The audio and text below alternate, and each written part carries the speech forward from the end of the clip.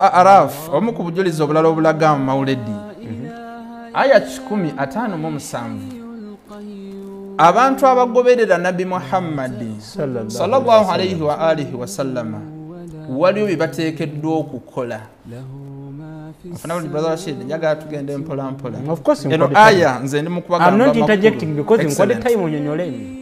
Musatul Araf aya 157 omu ku bujulizi bwa mawuledi aya ne tugamba kale kangambe nti topic case study yayo, you understand, eyogera ezimu ku activities oba ethics oba ebikolwa tukite ebikolwa bampisa, you understand, abagoberera Nabi Muhammad bateekeddwa okukola.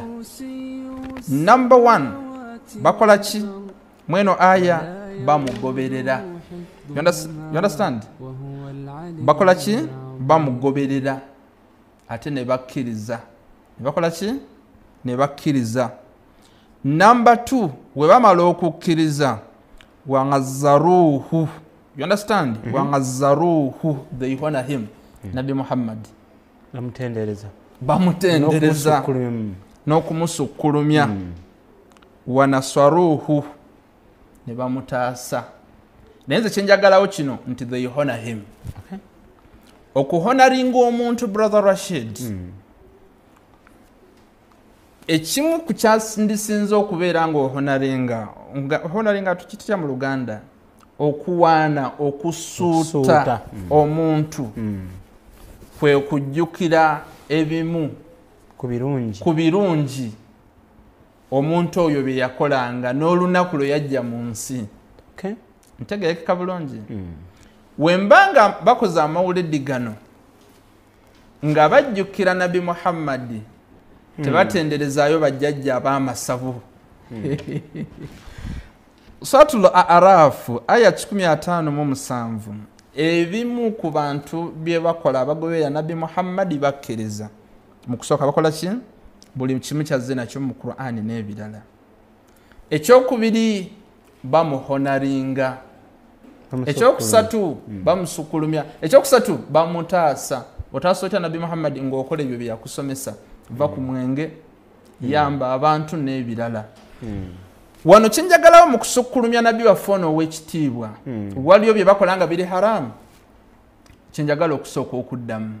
At the end of the day bye bakola mulimu okusomesaganya, you understand, okwesomesa. Okola ki? Nabi yali bw'ati. Linda kukamaliza saba maliza kulinda kumaliza babo ngamba okunyira boogera ku ebyo bye yatusomesa ngamba okunyira oyina n'okumalako essaawa ennabango nnyonnyola ekyo ne batujjukiza esswala n'okuwaayo n'ebirala.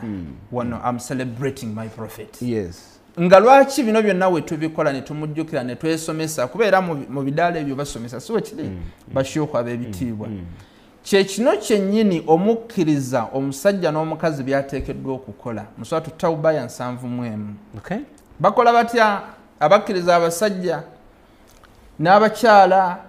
Buli omu agamba munne nti mukole obulungi, mukole ebirungi, muve ku myenge, mukole ebirungi, musaale, muwe sadaka, mukole buli kimu. Ne beeziyiza n'okukola amazambi. Ababeera mu bidaala bino gwe babikola Katonda abawaaki ulaika sayarhamuhumullah. So tutaba nsanvu mwemu gwe babikola ebyo nga bazze mu bidaala bino na buli kimu Katonda basaasira. Era nzijukira bulungi edda bajjajja baffe omusana we gwayo kyange nnyo bagenda nkodi Kampala mu kadde ne bajjukira Nabi n'abasaasira n'ebirala. N'olwekyo Katonda atuwa ebirungi sente n'okuliziganya tugende mu maaso Mukama wange sebo. Kakati otunyonyodde. Yes sebo.